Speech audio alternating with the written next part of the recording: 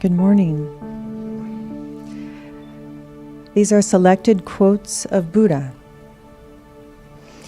Believe nothing on the faith of traditions, even though they have been held in honor for many generations and in diverse places. Do not believe a thing because many people speak of it. Do not believe on the faith of the sages of the past. Do not believe what you yourself have imagined, persuading yourself that a God inspires you. Believe nothing on the sole authority of your masters and priests. After examination, believe what you yourself have tested and found to be reasonable, and conform your conduct thereto. From the Dhammapada, words of the Buddha, live in joy. Live in joy and love, even among those who hate. Live in joy, in health, even among the afflicted. Live in joy, in peace, even among the troubled. Look within, be still. Free from fear and attachment, know the sweet joy of living in the way. There is no fire like greed, no crime like hatred, no sorrow like separation, no sickness like hunger of heart, and no joy like the joy of freedom, health, contentment, and trust are your greatest possessions, and freedom your greatest joy. Look within, be still. Free from fear and attachment, know the sweet joy of living in the way. Quoted in Joseph Goldstein, The Experience of Insight, be a lamp unto yourself. As the Buddha was dying, Ananda asked, who would be their teacher after death? He replied to his disciple, be lamps unto yourselves. Be refuges unto yourselves. Take yourself no external refuge. Hold fast to the truth as a lamp.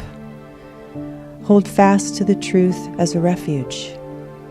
Look not for a refuge in anyone beside yourselves, and those, Ananda, who either now or after I am dead shall be a lamp unto themselves, shall betake themselves as no external refuge, but holding fast to the truth as their lamp, holding fast to the truth as their refuge, shall not look for refuge to anyone else besides themselves.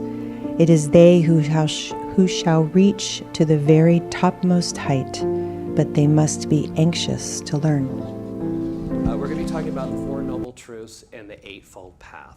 Now, this is only one portion of Buddhism, but from my understanding of it, it seems to set the tone and the pattern for the entire philosophy of Buddhism.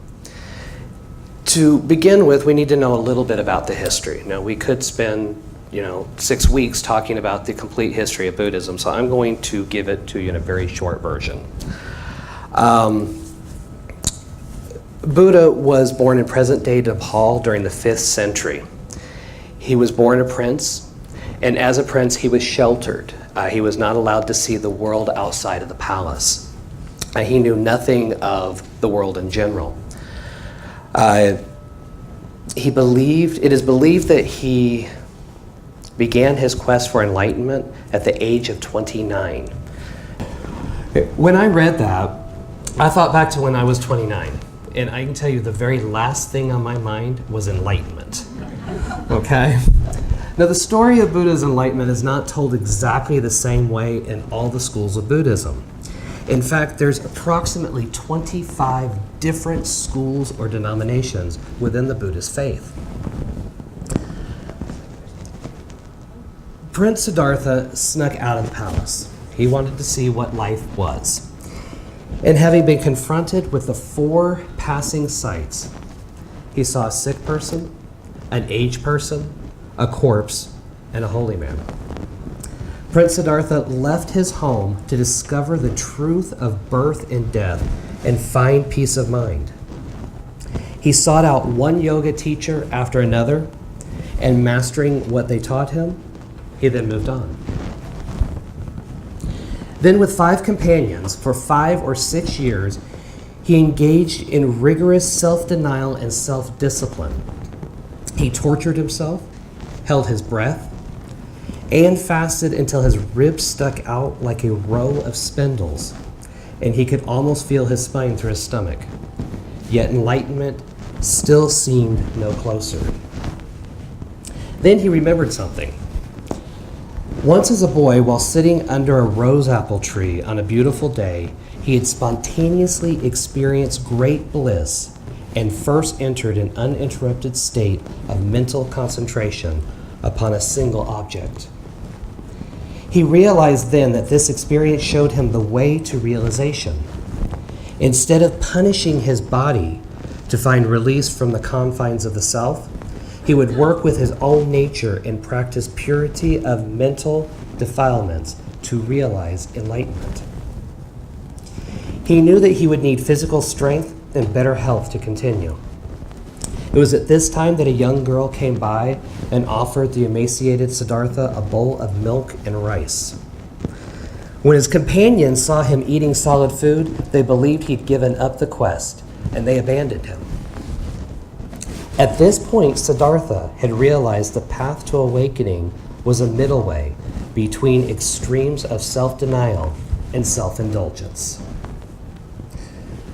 Now, I'm sure most of us are fairly familiar with the legend of the Bodhi tree, and I'm going to say there are a lot of words that I probably am not going to pronounce correctly. My Sanskrit is very, very raw. Okay, but I will do my absolute best. Okay, so Siddhartha sat beneath the sacred fig and began to meditate. According to some traditions, he realized enlightenment in one night. Others say 3 days and 3 nights, and then again, others say 45 days. The point is, he sat in concentration and began his meditation. When his mind was purified by concentration, it is said he acquired the 3 knowledges.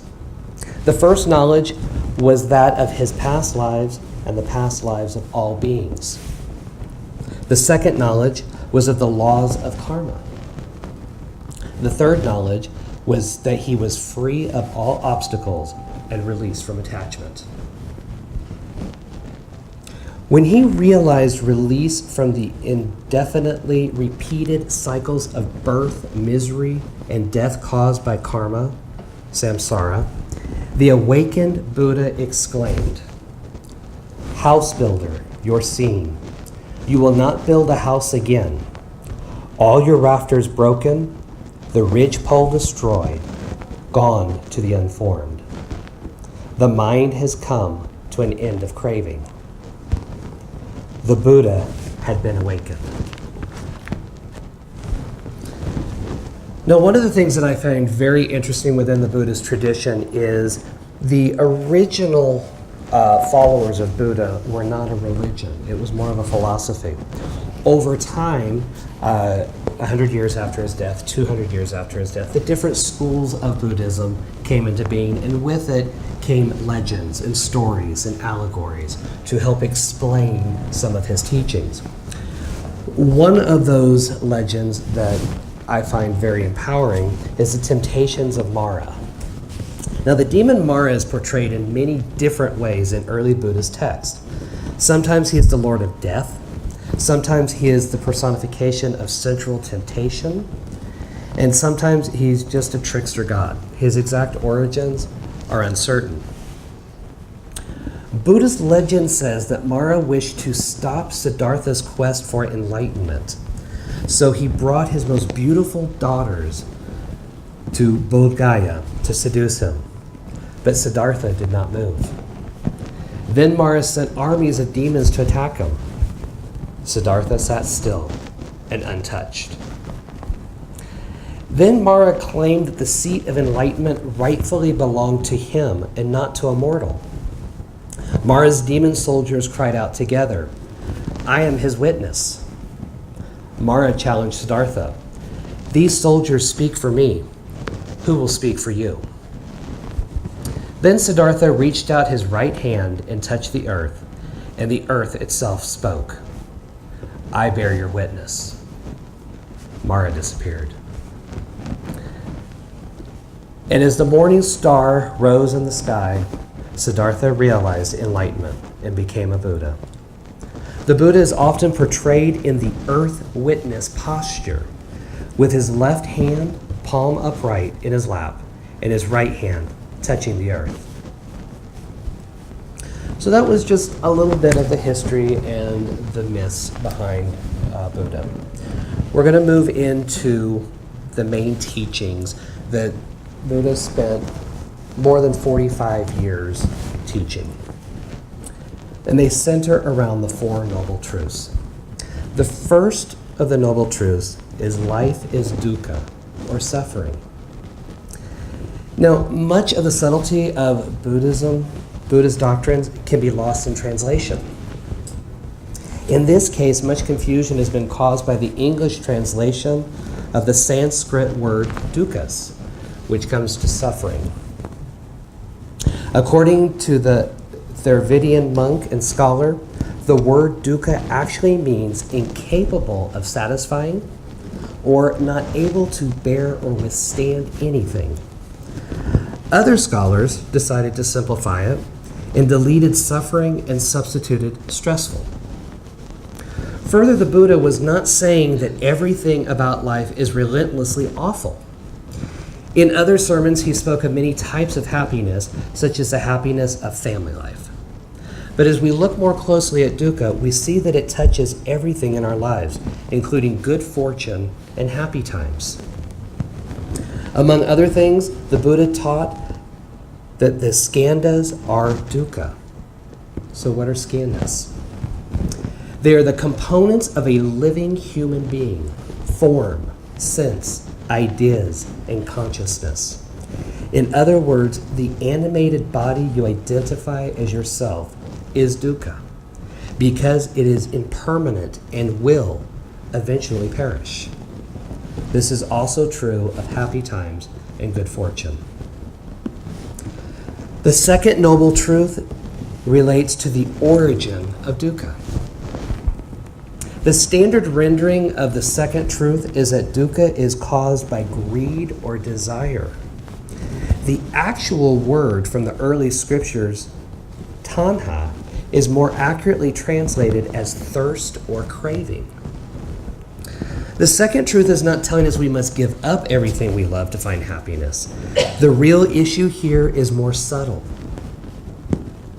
It's attachment to what we desire that gets us into trouble. What do we mean by attachment? For there to be attachment, you need two things: an attacher and something to attach to. In other words, attachment requires self-reference, and the thing desired must be perceived to be separate from oneself. But the Buddha also taught that this is an illusion. The third noble truth is about the cessation of craving. So the solution to dukkha then is to stop clinging and attaching. But how do we do this? The fact is, you can't by an act of will. You can't just vow yourself, okay, from now on, I won't crave anything. This doesn't work, because the condition that gives rise to cravings will still be present. The third noble truth tells us that we cling to things we believe make us happy or keep us safe. But eventually we will be disappointed because everything is impermanent. Grasping for one transient thing after another never satisfies us for long. It is only when we see this for ourselves that we can stop grasping. But when we see it, the letting go is easy. The craving will seem to disappear of its own accord. Now we come to the fourth noble truth, which happens to also be the Eightfold Path. The Buddha spent the last 45 or so years of his life giving sermons on aspects of the Four Noble Truths. And most of these sermons were about the fourth truth, the path. The path is 8 broad areas of practice that touches on every part of one's life. From study to ethical conduct, to what you do for a living, to moment mindfulness. Every action of the body, speech, and mind are addressed by the path. It is a path of exploration and discipline to be walked for the rest of one's life. Without the path, the first 3 truths would simply be theory, something for philosophers and theologians to argue about. Practice of the Eightfold Path brings the Dharma, an individual's duty fulfilled by observance of custom or law, into one's life and make it bloom. So what is the Eightfold Path? Right view, or right understanding, insight into the true nature of reality. Right intention, the unselfish desire to realize enlightenment. Right speech, using speech compassionately. Right action, ethical conduct manifesting compassion.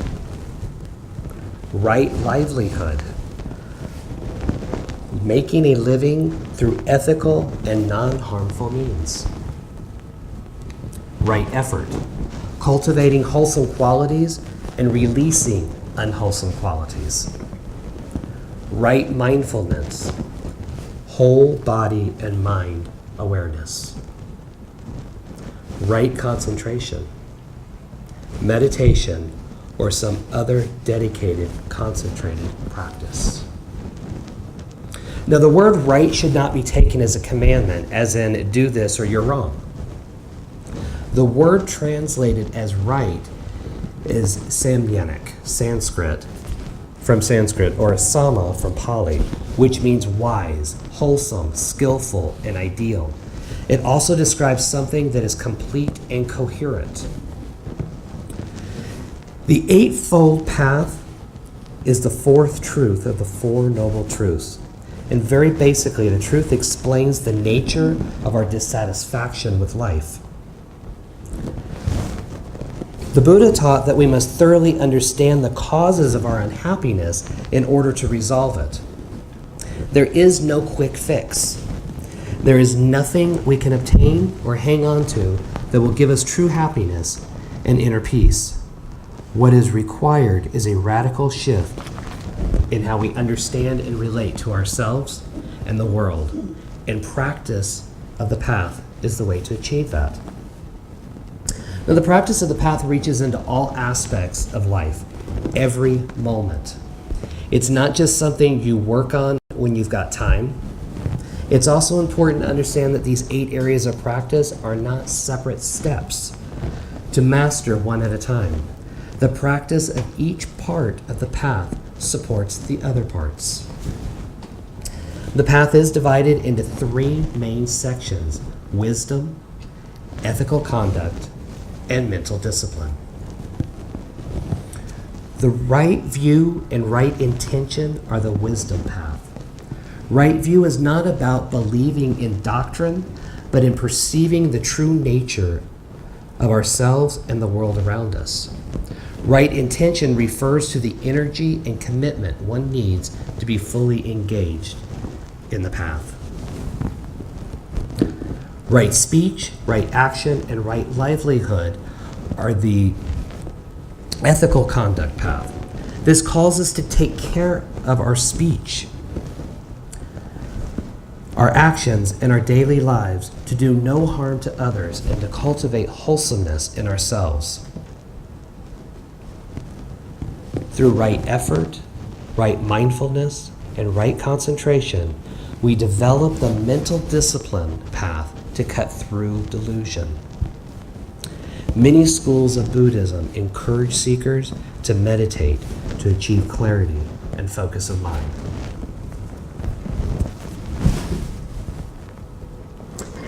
If a religion could be simplified, the Four Noble Truths and the Eightfold Path would be the cliff notes of Buddhism.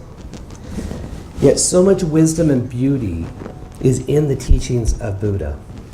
Buddhists neither confirmed nor deny the existence of God, but rather place the responsibility on reaching nirvana on the individual. Buddhism does not have a concept of heaven or hell. They have the goal of obtaining nirvana. Nirvana is an ancient Sanskrit word that means something like to extinguish, with the connotation of extinguishing a flame. So nirvana is liberation, but liberation from samsara, which usually is defined as the cycle of birth, death, and rebirth. Nirvana is also said to be liberation from dukkha, or the stress, pain, and dissatisfaction of life. Thank you for being here this morning and allowing me to share my understanding of the Four Noble Truths and the Eightfold Paths with you. Remember to be kind to yourself and to others, and express your divinity by being the hands and feet through which that one power expresses love, understanding, and compassion. Thank you.